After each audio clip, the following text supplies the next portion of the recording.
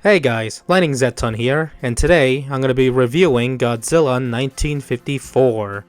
It's 2024 and this year marks the 70th anniversary of Godzilla, and I grew up with Godzilla for many years before I was getting into Ultraman.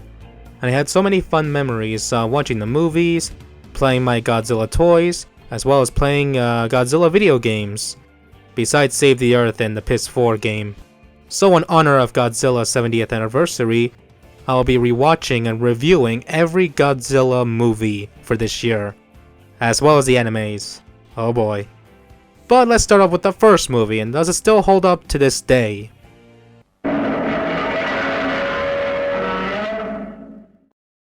The movie starts with a Toho logo, and then fades to black as we hear something scary and approaching. Gojira, or Godzilla. And then the opening credits rolls. I haven't seen that in a while. As the opening credits rolls, we can still hear footsteps and Godzilla roaring along with that iconic music made by Akira Iwakube. After the credits, we see a group of people on the boat playing music and having a good time until something lights up the area and the passengers watch as the ocean brightens up, and then they were hit by what it seems to be fire because in the next shot, we see the boat on fire. Two crew members send out a distress signal. Later on, we get introduced to our human protagonists of this movie, Hideo Ogata, played by Akira Takarada, and Emiko Yamane, played by Momoko Kochi. I'm sorry I cannot pronounce names correctly, guys. The Coast Guard is talking about the incident and sends out a boat to look for any survivors, and that's when the ocean brightens up again and sets the boat on fire. Back on land, families are worried about the people that were on those ships, until they were told a fishing boat sank and there were 3 survivors. So far, 3 boats were lost at the same location. We're now in Oto Island, where we get introduced to another human protagonist, Shinkichi Yamane, played by Toyoyaki Suzuki. The people who reside on Oto Island look out into the ocean, and then they see a raft floating with a man on top. The islanders swam to the raft, and one of them recognizes the man as Masaji, Shinkichi's brother. Masaji told the islanders it got us, and our boat too, stating that a monster was responsible for all these missing boats.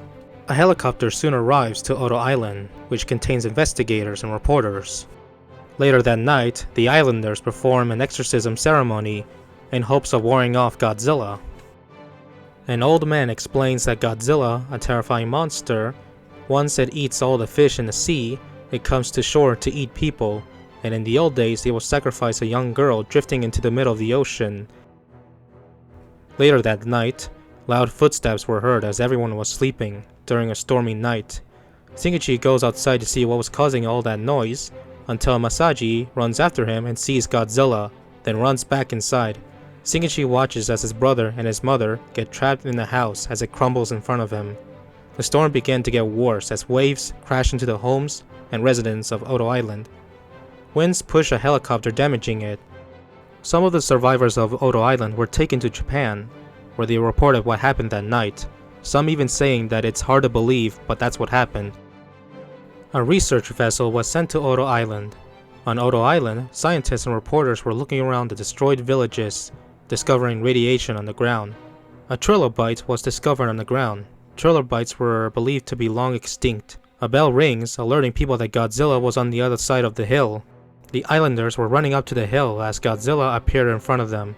Terrified, the islanders ran away from Godzilla as it roars at them, and then disappears, walking into the ocean as his footsteps echoed. And then the humans run a presentation about what Godzilla is. The military drop bombs into the ocean in an attempt to kill Godzilla. Hideo, Emiko, and Shinkichi were watching it on TV. Kiyohei Yamane, played by Takashi Shimura, believes that Godzilla shouldn't be killed but studied. At night, Godzilla wasn't killed and the public began to panic again. Later on, we get introduced to Dr. Serizawa, played by Akihiko Hirata. Dr. Serizawa shows Emiko his experiment, which she was extremely horrified to see. Same reaction I had when I saw anime Jet Jaguar's design. Godzilla reappears, but this time he's walking across the city and catching his train ride, as well as biting it, throwing it down. The army tried to use machine guns on Godzilla, but that didn't do anything at all. After that attack, Tokyo was being evacuated while the military prepared for Godzilla's eventual return. And once it was night, Godzilla reappeared again. They tried cannons, tanks, electricity, jets, all didn't do anything to Godzilla, and Godzilla left Tokyo on fire. At the hospital, Emiko reveals Dr. Zerazawa's secrets to Harito, and then we actually see what happened to those fishies before. They were turned into skelly fishies.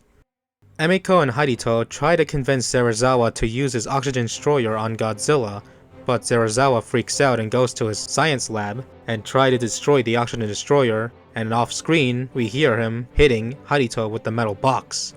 Zerazawa apologizes to Harito, and he's still afraid of revealing his experiment to the world because he would turn it into a weapon.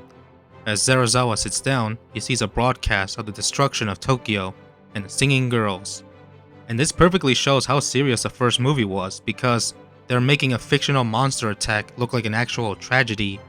And it makes sense because Godzilla represents nuclear destruction.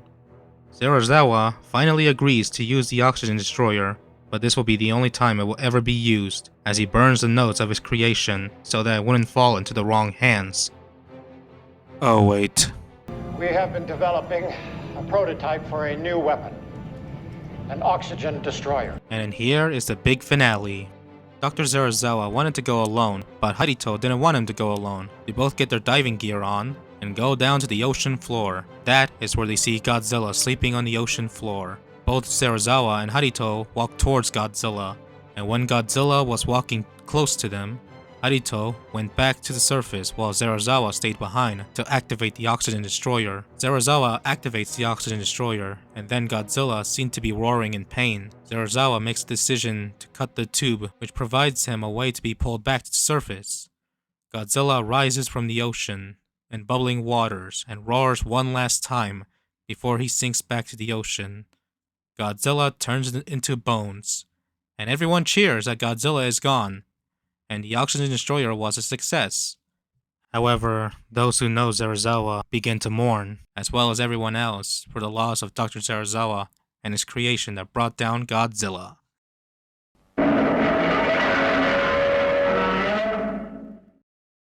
So what are my thoughts on Godzilla 1954? Overall, this movie is still a masterpiece. I love the characters, Godzilla, the story, the set pieces like the city, and the military scenes. All of Godzilla movies after the first one would eventually have all of these things, and even to this day. It's a really good movie to start the Godzilla franchise, and I would highly recommend it.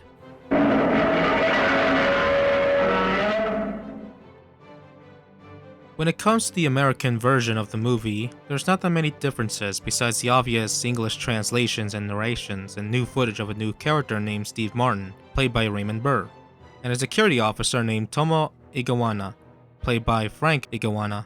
And whenever a character from the original Japanese movie appears next to Steve Martin, their faces are covered or facing away from the camera. It's a funny detail, but it's really unique how they have Steve Martin interacting with the previous characters like Emiko and Dr. Zerazawa. The voice acting in some scenes doesn't really fit, but that's usually the case with English dubbed movies or series of Japanese media. Take them, please. I won't even break a sweat on you.